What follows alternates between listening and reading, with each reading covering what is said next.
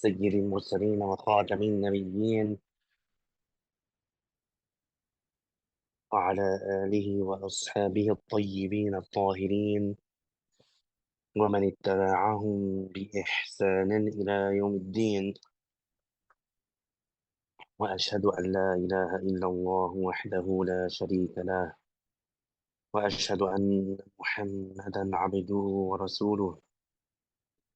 اللهم لا سهل إلا ما جعلته سهلا، وأنت يا حي يا قيوم تجعل الحزن إذا شئت سهلا.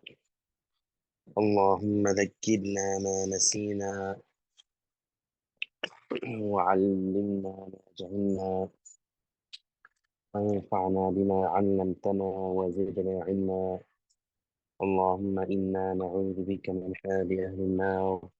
لله تعالى. Todas las alabanzas pertenecen a Allah, el único creador del universo, el único que merece ser adorado, el único que existe sin principio. Le damos gracias a Dios por todas las bendiciones que nos ha otorgado sin que sea obligado.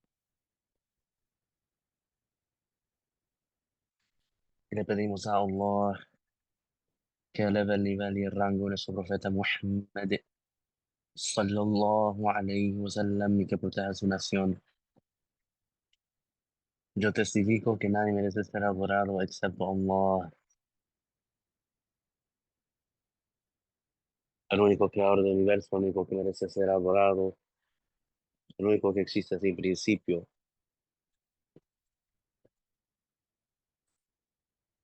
al que no se parece a ninguna de las creaciones y ninguna de las creaciones se parecen a él.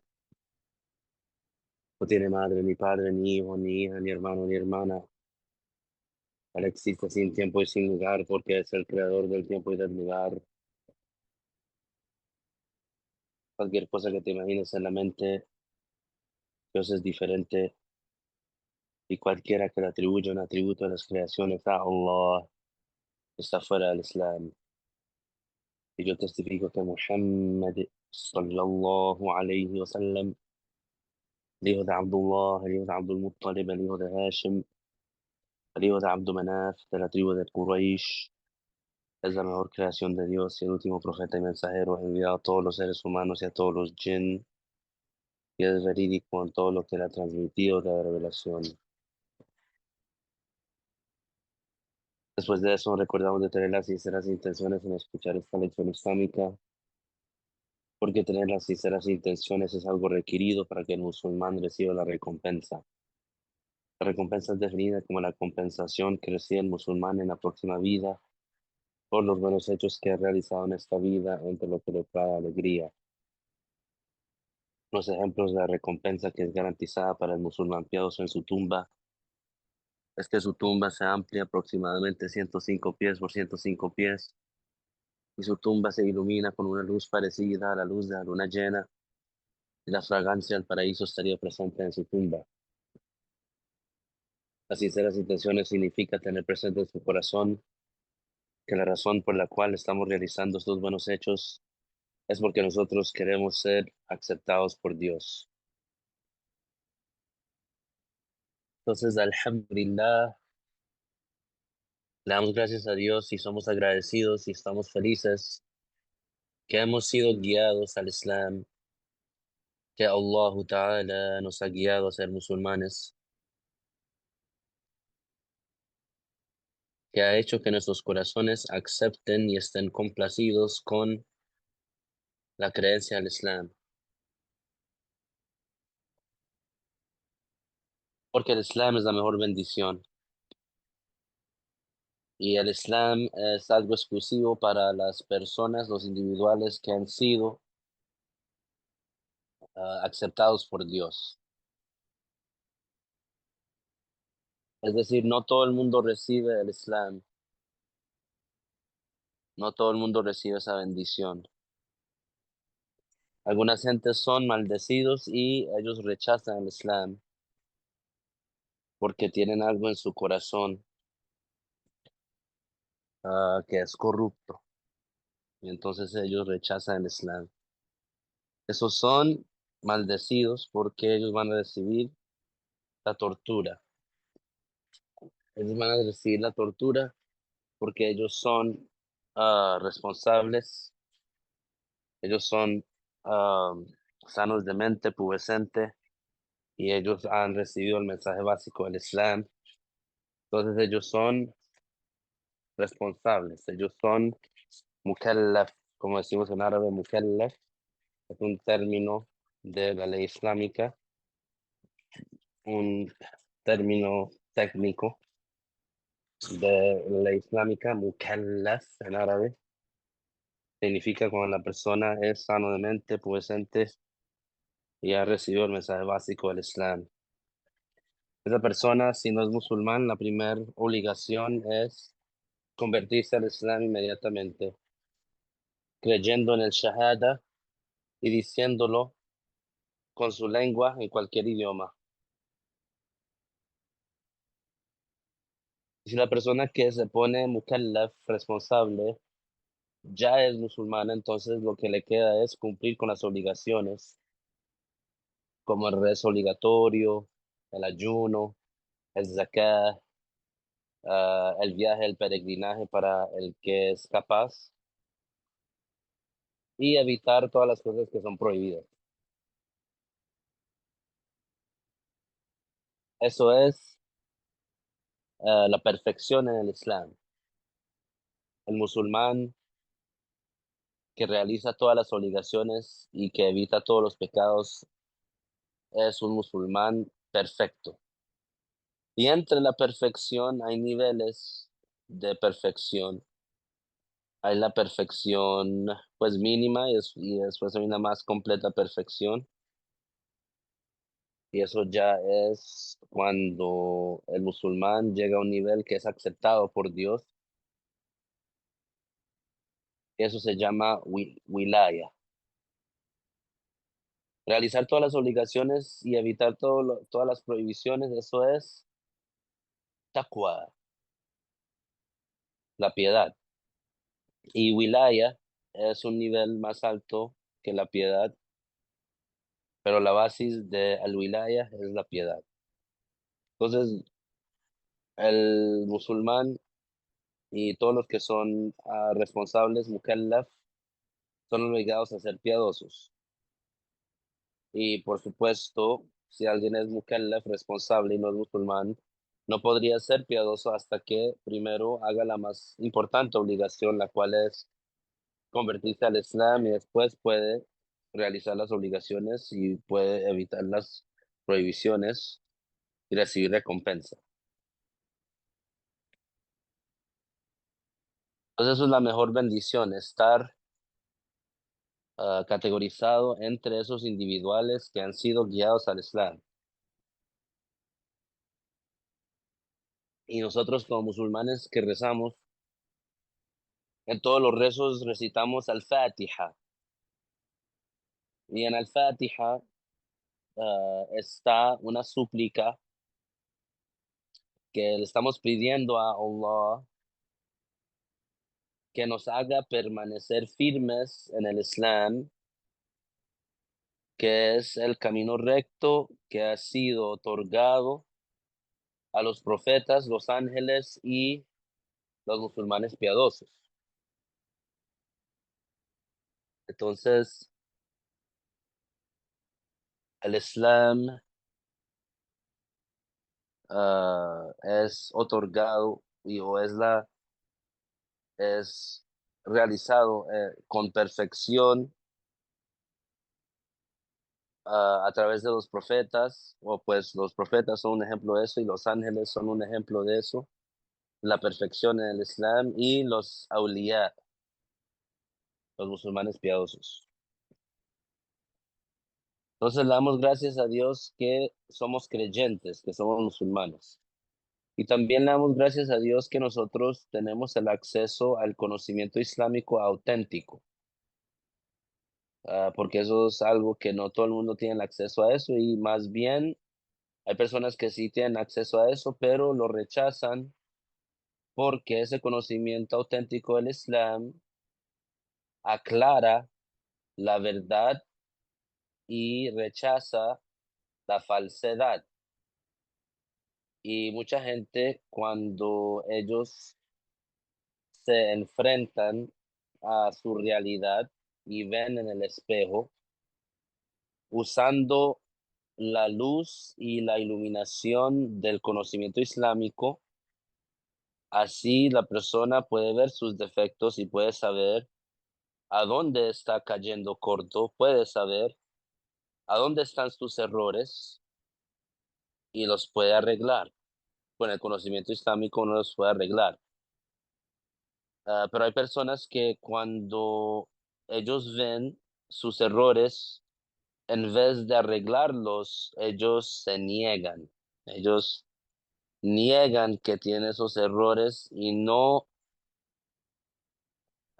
le ponen atención a los datos de la realidad, pues que de acuerdo a la ley islámica o al conocimiento islámico auténtico, se puede saber que esa persona está cometiendo errores.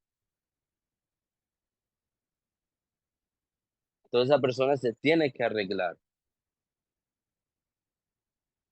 y tiene la habilidad de hacerlo porque ya tiene el conocimiento y puede identificar a dónde está el error para arreglarlo, porque si nuestra meta, si nuestro objetivo es ser aceptados por Dios, entonces tenemos que cumplir con lo que Dios ha ordenado, con lo que Dios ha revelado.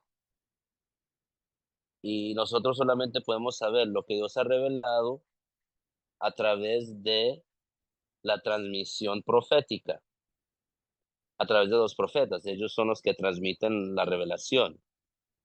Y entonces, los que estuvieron presentes, los que vivieron con el profeta, sallallahu alayhi wa sallam, los acompañantes, ellos fueron los que escucharon eso y ellos enseñaron o transmitieron esas enseñanzas a otras personas.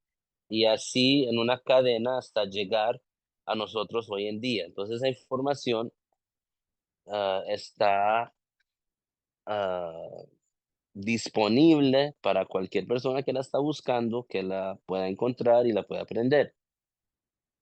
Y uno no tiene que hacer nada para poder aprender eso, no tiene que pagar dinero, no tiene que cortarse un dedo, no tiene que sacrificar nada, solamente tiene que aprender y aplicar. Y eso es también una prueba de la verdad del Islam,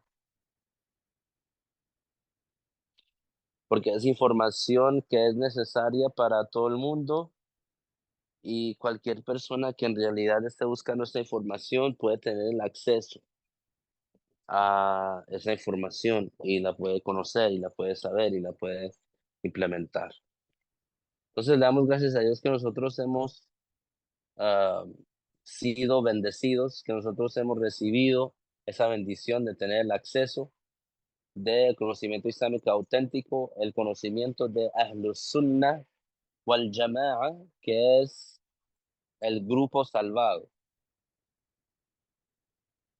tal como el profeta sallallahu alayhi wa sallam nos ha informado, que hay un grupo que es el grupo salvado y que ese grupo es la mayoría y que ese grupo tiene la misma creencia que el profeta sallallahu alayhi wa sallam y los acompañantes. Ahora vamos a continuar con la colección de bondad, que es una colección de lecciones que fueron dadas por el gran erudito, el Sheikh Abdullah, el hijo de Muhammad, el Abdari, que Dios tenga misericordia de él. Y estamos en la lección 14, que es titulada Ahlus Sunnah no difiere en los aspectos esenciales de la creencia y la advertencia de los tres grupos que los contradicen. Entonces aquí se tiene que entender, el Sheikh Abdullah, rahimahullah, es un erudito real y un musulmán piadoso. Entonces, él teniendo ese conocimiento, él sabe que es una obligación que él enseñe esta información y que es una obligación que la gente sepa esta información. Entonces, por eso él puso ese esfuerzo solamente para enseñarle a la gente. Él dice, las cuatro escuelas de pensamiento no difieren en los aspectos esenciales de la creencia. Es decir, las cuatro escuelas de la ley islámica, refiriéndose al imam Shafi'i, al imam Abu Hanifa, al imam Malik, al imam Ahmad ibn Hanbal, radiyallahu anhum. Los cuatro eruditos famosos que todos los musulmanes hoy en día los siguen. Entonces, esos cuatro imames y los eruditos que son partes de su escuela de ley, todos están de acuerdo en los aspectos esenciales de la creencia. Más bien, difieren en algunos de los mandatos, como algunos de los mandatos relacionados con el rezo y algunos de los mandatos relacionados con el peregrinaje, el matrimonio y el divorcio. En esto es en lo que se difieren. En cuanto a los aspectos esenciales de la creencia, no difieren. Esta diferencia de ellos no es un defecto en la religión, porque los acompañantes también diferían en las reglas, en algunos casos, del rezo, el ayuno, el peregrinaje, el divorcio y el matrimonio. Diferían sin diferir en los aspectos esenciales de la creencia. Y eso es porque diferir en la creencia es blasfemia y desviación. Por lo tanto, entre las obligaciones más obligatorias está enseñar la creencia de Ahlus Sunnah tanto a jóvenes como a ancianos en la actualidad, porque hay personas infiltradas entre los musulmanes cuya creencia está en contra de la creencia de Ahlus Sunnah, como los wahhabis. Entonces, primero el Sheikh dice que sí hay diferencias entre los eruditos en lo que pertenece a ciertos casos en la ley, en lo que pertenece al rezo. Por ejemplo, hay un erudito que dice que uno tiene que decir el último tashahhud en el rezo.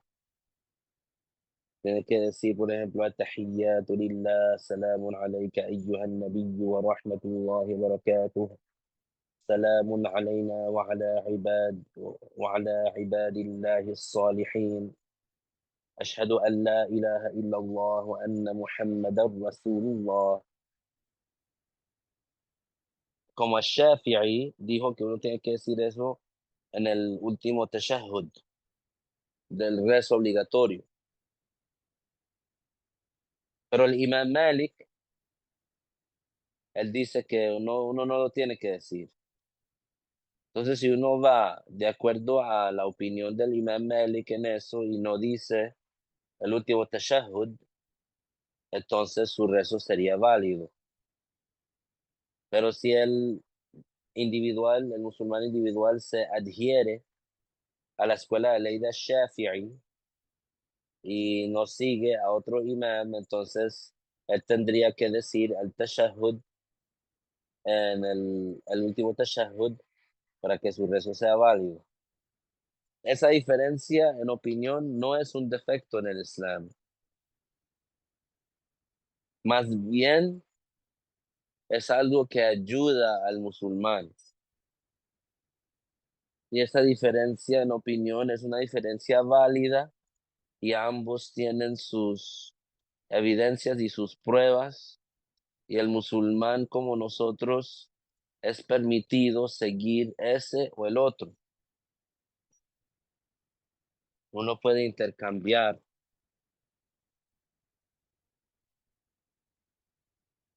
Entonces, en esos tipos de casos, sí hay una diferencia, pero en los esenciales de la creencia, en lo que pertenece a el credo, en lo que pertenece a la basis de la creencia islámica, esos eruditos no difieren. Después el Sheikh nos dijo que nosotros somos obligados a enseñar la creencia de Ahlus Sunnah, que es el grupo salvado. Y somos obligados a enseñar la creencia de Ahlus Sunnah a cualquier persona, porque hoy en día hay personas infiltradas entre los musulmanes cuya creencia está contra la creencia del Islam.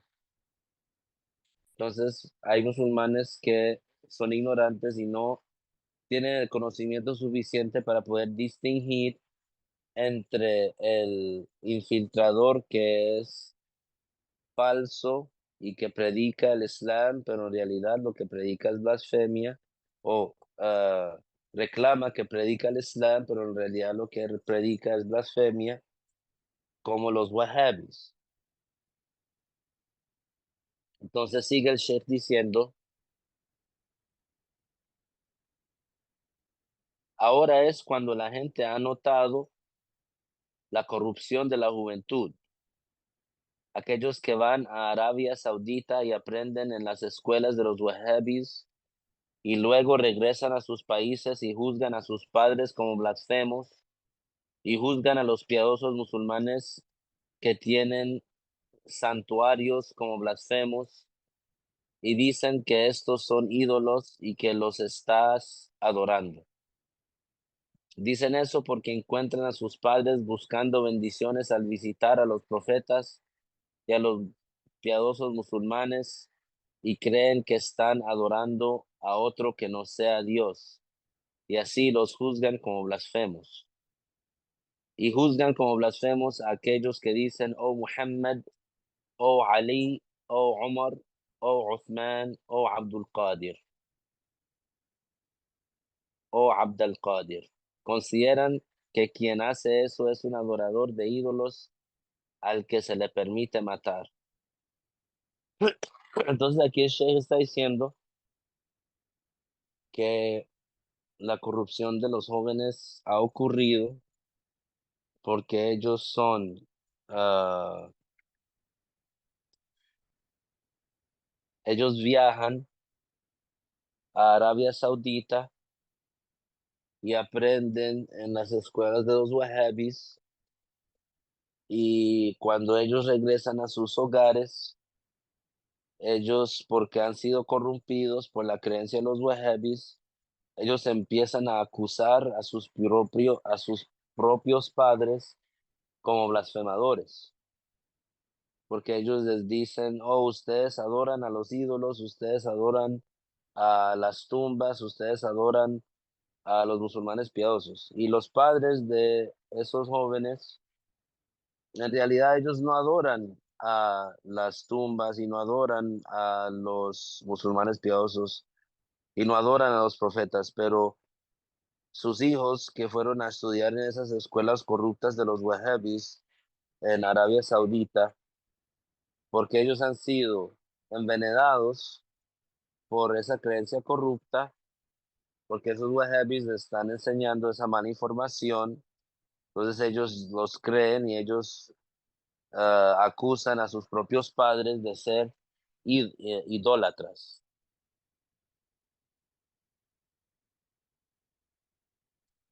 Durante los días del fundador del wahhabismo, el fundador del wahhabismo se llama Muhammad, el hijo de Abdul Wahhab. Durante sus días mataron a un hombre ciego que llamaba el Adán y que decía después de él, la paz sea contigo, oh mensajero de Dios, tal como es la costumbre de los musulmanes en el este y el oeste durante 700 años. Entonces, lo que pasó es que durante la vida del fundador del wahhabismo, que se llama Ibn Abdul Wahhab. Había un hombre ciego, un hombre musulmán ciego, que llamó el adán. Y ya como saben, en el adán se menciona el profeta sallallahu alayhi wasallam por nombre 2 veces. Y entonces es la costumbre de los musulmanes por 7 siglos que después de que ellos llaman el adán, ellos dicen en voz alta, as-salatu was-salam alayka ya Rasul Allah, lo que significa que la paz esté con usted, oh mensajero de Dios. Entonces esto es bueno decir porque durante el adhan el musulmán menciona el nombre del profeta sallallahu alayhi wasallam 2 veces y el profeta sallallahu alayhi wasallam nos ordenó que cuando su nombre fuera mencionado, que uno diga las bendiciones sobre él, as-salah y as-salam sobre él. Entonces así el muezzin, como él dice el nombre del profeta sallallahu alayhi wasallam 2 veces, él espera hasta que termine el adhan, y después de que termine el adhan, él dice, as-salatu was-salamu alayka ya Rasulullah, as-salatu was-salamu alayka ya Habib Allah, porque él mencionó el nombre del profeta sallallahu alayhi wasallam 2 veces. Entonces esto es bueno decir, y es algo que es recompensable, pero ese wahhabi, porque él es desviado, él cree que eso es ah, adorar al profeta. Él cree que la persona que dice, que la paz esté con usted, que la paz sea contigo, oh mensajero de Dios, él cree que la persona que dice eso, después de la muerte del profeta, sallallahu alayhi wasallam, o en este caso, él cree que eso es adorar al profeta, sallallahu alayhi wasallam. Entonces, por eso, ese wahhabi, él ah, mató a ese musulmán ciego que estaba llamando el adán. Le dijeron que este muezzin recitaba el salah sobre el profeta sallallahu alayhi wasallam en voz alta después del adán. Y así ordenó que fuera asesinado y lo mataron. Aunque decir el salah sobre el profeta sallallahu alayhi wasallam es un asunto permitido, no está desaconsejado, porque el profeta sallallahu alayhi wasallam dijo, a quien se le mencione mi nombre enfrente de él, que recite as-salah sobre mí. Los musulmanes durante 700 años y más han estado diciendo el salah sobre el profeta sallallahu alayhi wasallam en voz alta después del adhan.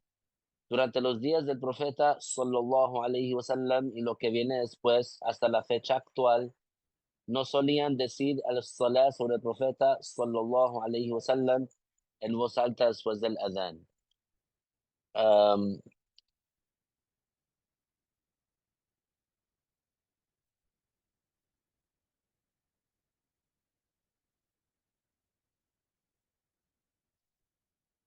durante el tiempo del profeta sallallahu alayhi wasallam,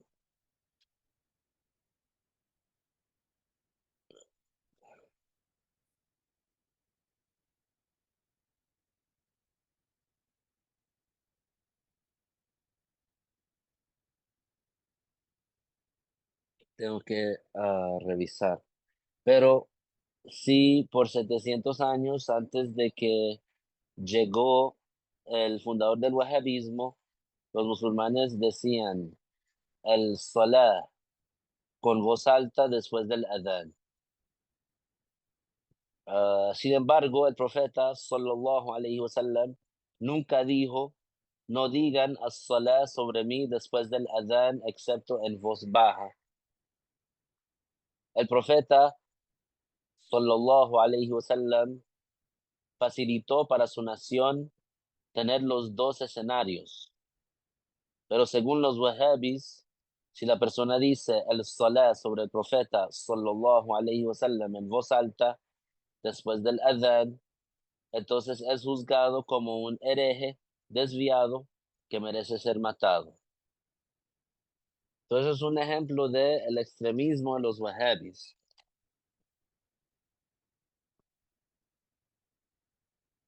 El mal de esos wahhabis es grande. Por lo tanto, adviertan contra ellos.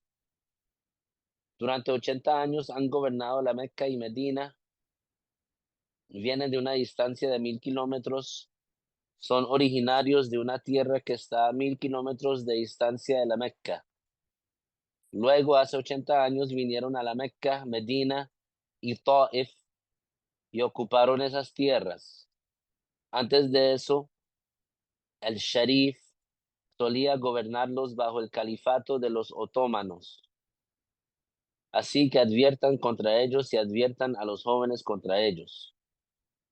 Los jóvenes que van desde África o Sudán o Etiopía o India o Pakistán o Marruecos, los jóvenes que quieren vivir en Medina, por ejemplo, y entran en las escuelas de los wahhabis y aprenden de ellos, son quienes regresan a sus países y hablan este discurso. Si alguien dice, oh Dios, concede mi necesidad, oh Dios, alivia mi calamidad, sin pedir por la virtud de un profeta o un piadoso musulmán, es permisible y aceptado. Y si se dice, y eso es lo que los wahhabis dicen que es incorrecto, y si se dice, oh Dios, concede mi necesidad por el estatus de tu profeta, sallallahu alayhi wasallam, o por el estatus de Abu Bakr, o por el estatus de Uthman, eh, ellos, los wahhabis, dicen que no es permitido, pero nosotros decimos que sí es permitido. Pedirle a Dios que nos conceda nuestra necesidad por el estatus del profeta Muhammad sallallahu alayhi wasallam, o el estatus de Abu Bakr o el estatus de Uthman. Originalmente, uno debe decir, oh Dios, concede mi necesidad. Y este es el caso con la mayoría de los musulmanes. Sin embargo, esa súplica a Dios por el estatus de otros tiene su base en el hadith del profeta sallallahu alayhi wasallam. Entonces aquí el sheikh está explicando que el musulmán cuando le pide a Dios y le dice, oh Dios, conceda mi necesidad, esto es permitido. Y también si el musulmán dice, oh Dios, conceda mi necesidad por la virtud del profeta Muhammad sallallahu alayhi wasallam, eso también es permitido. Es decir, le estamos pidiendo a Dios que nos otorgue tal y tal bendición y que nuestra súplica sea aceptada por el estatus del profeta Muhammad sallallahu alayhi wasallam o cualquier otra creación que sea honrada por Dios. Y eso también es permitido. Y eso tiene una base en el hadith del profeta sallallahu alayhi wasallam. Es decir, sabemos que es permitido porque es algo que es mencionado en el hadith del profeta sallallahu alayhi wasallam. Ese hadith es que un hombre ciego vino y dijo, oh mensajero de Dios, ruega a Dios por mí para curar mi ceguera. Este hombre ciego le pidió a Dios por el estatus del profeta sallallahu alayhi wasallam y su vista fue devuelta de inmediato. Así que regresó al profeta sallallahu alayhi wasallam y todavía estaba en el mismo lugar donde estaba sentado cuando vino el hombre ciego. Además, esa súplica que hizo el hombre ciego, los musulmanes han estado usando esa súplica desde ese momento hasta ahora. Esto es narrado por el Bayhaqi, al-Tabarani, al-Tirmidhi, Ibn Majah, Ibn Sunni y al-Nawawi en los Adhkar y muchos otros. Los musulmanes han seguido aplicando esto desde los días de los acompañantes hasta nuestros días ahora.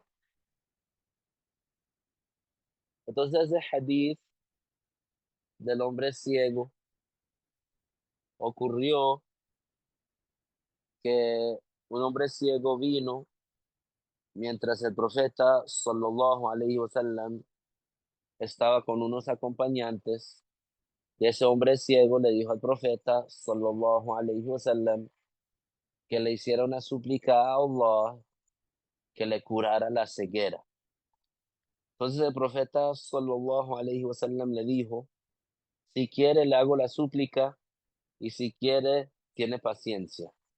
Entonces el hombre ciego le dijo al profeta sallallahu alaihi wasallam que él está solo y no tiene a nadie quien lo guíe cuando él necesita, por ejemplo, salir, ir al mercado, o no tiene nadie quien lo guíe, por ejemplo, en su hogar.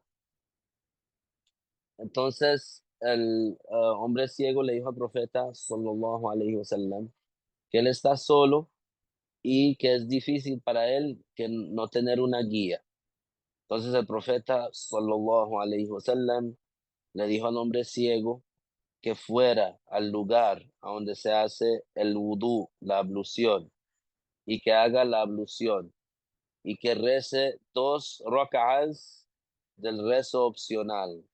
Y después de que termine, que haga una súplica. Y en esa súplica, el profeta sallallahu alaihi wasallam le enseña al hombre ciego ah, una súplica que contiene pedirle a Allah por la virtud del profeta sallallahu alaihi wasallam. Y también esa súplica contiene decir, oh Muhammad. Entonces la súplica dice en ah, ciertos términos, oh Dios, yo me dirijo a su misericordia, ah, por la virtud de su profeta Muhammad sallallahu alaihi wasallam, el profeta de misericordia. Oh Muhammad, le pido a Dios por su virtud que mi necesidad tal y tal sea otorgada. Entonces el profeta sallallahu alaihi wasallam le enseñó al hombre ciego que hiciera eso. El hombre ciego fue, hizo vudú, rezó rocas, hizo la súplica, y su ceguera fue curada en inmediato. Y ese hombre ciego regresó y dijo esa instancia con esos acompañantes y el poder. Entonces este hadith nos comprueba que es permitido pedirle a Dios por la virtud de un musulmán piadoso o por la virtud del profeta sallallahu alaihi wasallam. Los musulmanes a veces piden a Dios por la virtud del profeta sallallahu alaihi wasallam, y a veces hacen súplicas sin pedir a Dios por el estatus del profeta sallallahu alaihi wasallam. Eso es permitido y eso es permitido. Los wahhabis dicen, durante la vida del profeta sallallahu alaihi wasallam, en su presencia es permitido, pero después de su muerte es prohibido. Y eso es incorrecto. Ellos están desviados en eso. Más bien dicen que es adorar a otro que no sea Dios, y de igual manera durante su vida, en su ausencia, dicen que es prohibido. Se oponen a Ahlus Sunnah. Entonces los wahhabis, ellos creen que si uno le pide a Dios por la virtud del profeta sallallahu alaihi wasallam, después de su muerte, ellos dicen que eso es adorar a un ídolo. Entonces ellos juzgan a la persona que hace eso como un idólatra,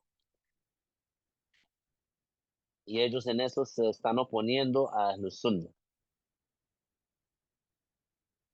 Durante los días de Omar, que Dios eleve su rango, hubo una sequía y la gente de Medina estaba pasando hambre. Así que un hombre fue a la tumba del profeta sallallahu alaihi wasallam y dijo: oh mensajero de Dios, pide a Dios que envíe la lluvia para tu nación porque están pereciendo. Entonces el profeta sallallahu alaihi wasallam vino a este hombre en su sueño y le dijo: envía mi salam a Omar y dile que la lluvia será enviada a ellos. Así que el hombre fue a Omar e informó a Omar, y Omar lloró y no lo reprochó. No le dijo: "Se la tumba del profeta sallallahu alaihi wasallam". En su lugar, dite a ti mismo.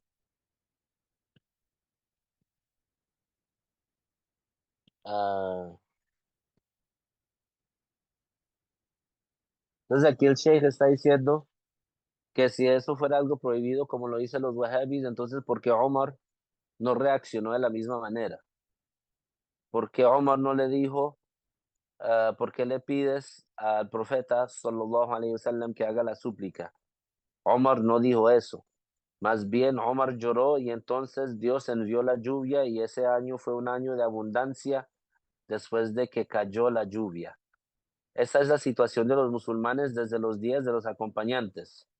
Quien quiera pide a Dios por el estatus del profeta y quien quiera no lo hace. Esto es permitido y eso es permitido. El profeta sallallahu alaihi wasallam nos enseñó a pedir a Dios por medio de él. No dijo: no pidan a Dios por mi estatus o por el estatus de alguien más en mi ausencia o después de mi muerte.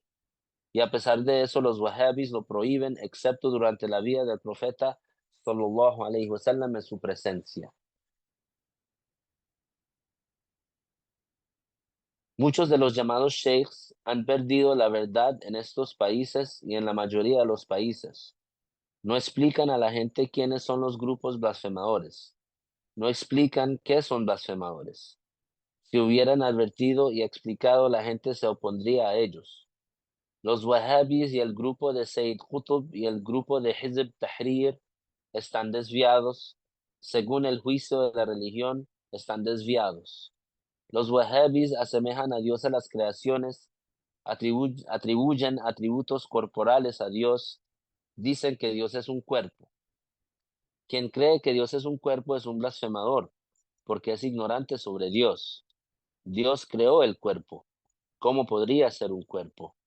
Son ignorantes sobre Dios. Imaginaron algo en sus mentes que reside sobre el trono y lo adoran. Adoran algo que no existe. No adoran a Dios. En cuanto a los seguidores de Sayyid Qutb, juzgan como blasfemo a cualquiera que no sea parte de su grupo, y también son juzgados como blasfemadores. Tienen otra corrupción en su creencia, porque Sayyid Qutb cree que Dios es un cuerpo. Él dijo: Dios está literalmente en cada lugar con nosotros. Él cree que Dios es un cuerpo extendido con el universo, con las creaciones, con los humanos, moviéndose con ellos y habitando con ellos donde quiera que habiten. Y eso, por supuesto, es blasfemia. En cuanto al grupo Hizb Tahrir, creen que Dios es el creador de nuestros cuerpos y no el creador de nuestras acciones voluntarias. Eso es blasfemia, por supuesto. Por lo tanto, han contradicho el versículo en el capítulo de Az-Zumar: Allahu khaliqu kulli shay, que significa Dios es el creador de todo. Y el otro versículo en el capítulo de As-Saffat: Wallahu khalaqakum wa ma ta'malun, que significa Dios creó a vosotros y lo que haces. Y han negado el hadith del Bukhari, que el profeta sallallahu alaihi wasallam regresó de la peregrinación y el Umrah y una batalla diciendo: nadie merece ser adorado excepto Dios sin asociado. Su promesa es verdadera y él otorgó la victoria a su esclavo. Y él es el único que crea la derrota.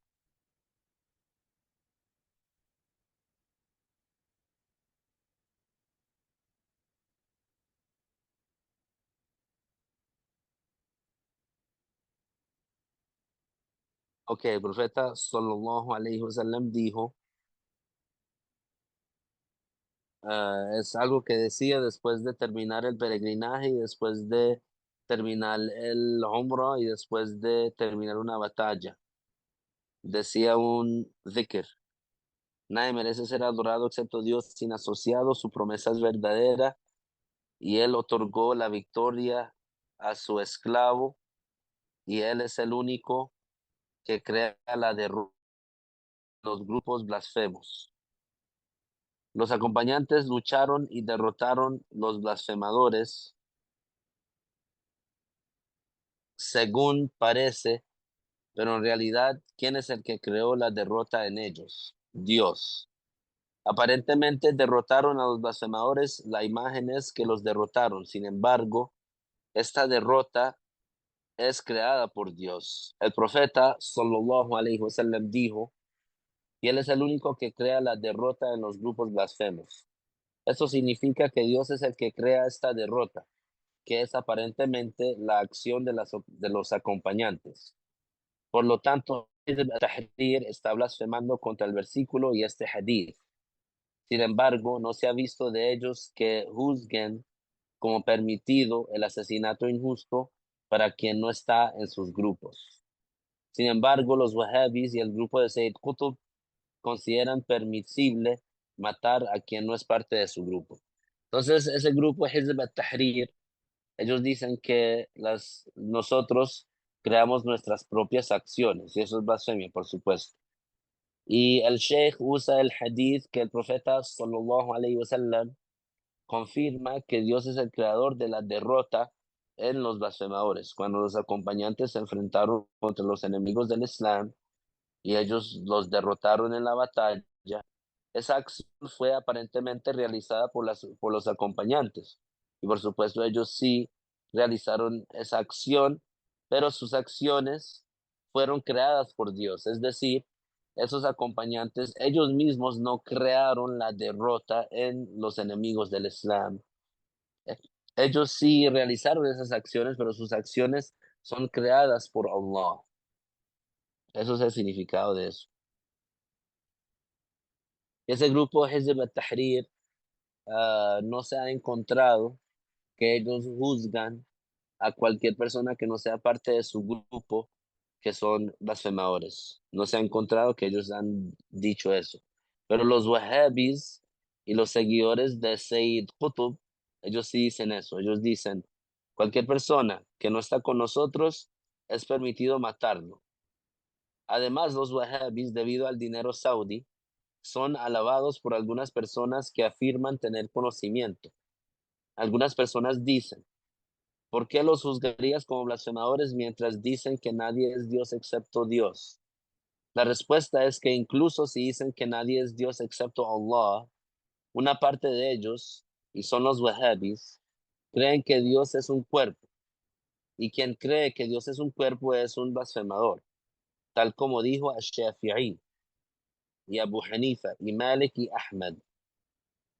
Ahmad, el hijo de Hanbal, dijo, quien dice que Dios es un cuerpo diferente de otros cuerpos, blasfema, porque no hay sentido en decir diferente de otros cuerpos después de decir Él es un cuerpo.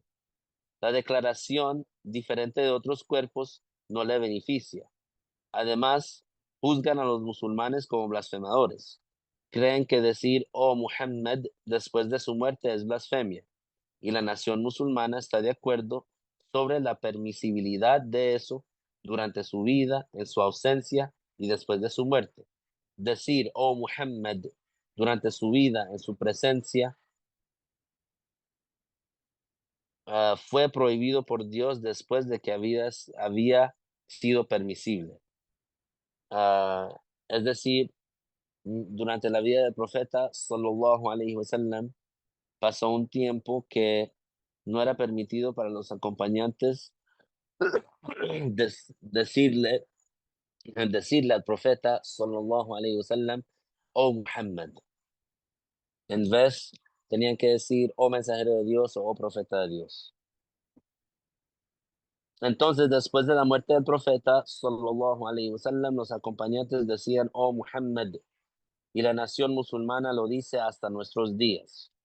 Durante los días de nuestro maestro Abu Bakr envió un ejército a la región de Al-Yamama, porque una parte de ellos eran musulmanes y luego cuando el profeta sallallahu alaihi wasallam murió, blasfemaron.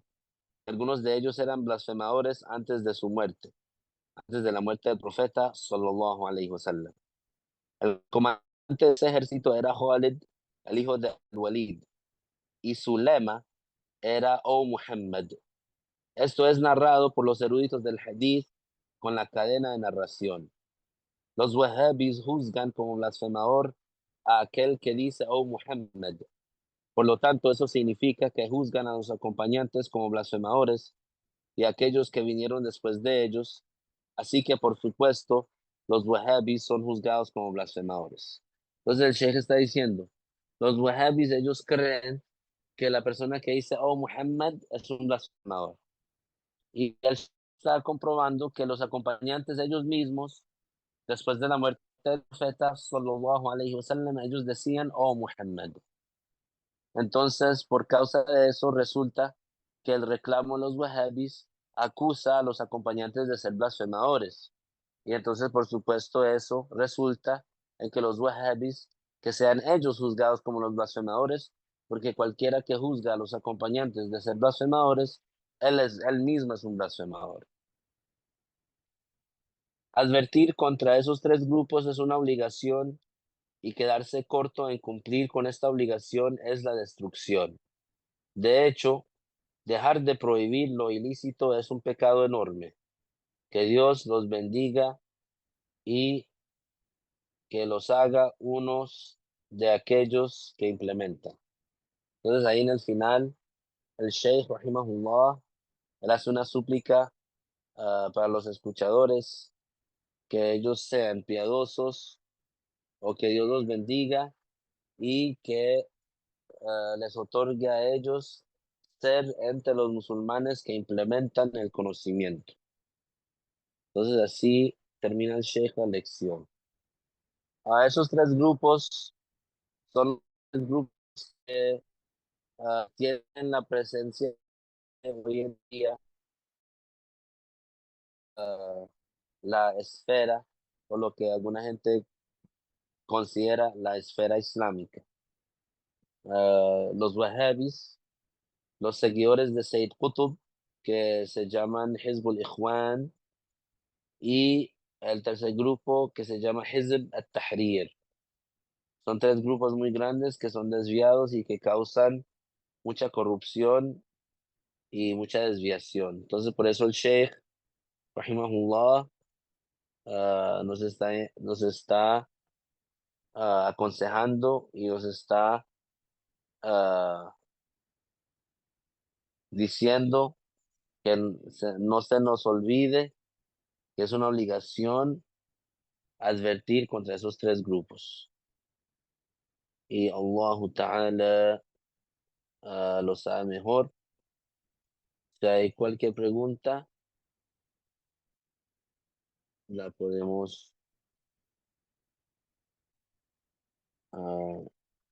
podemos dar la respuesta. La próxima lección, inshallah, va a ser una explicación de un hadith que es largo. Es un hadith que está hablando acerca de ciertos atributos que son malos y que la persona que tiene esos atributos no es aceptado por Dios. Inshallah, la próxima semana.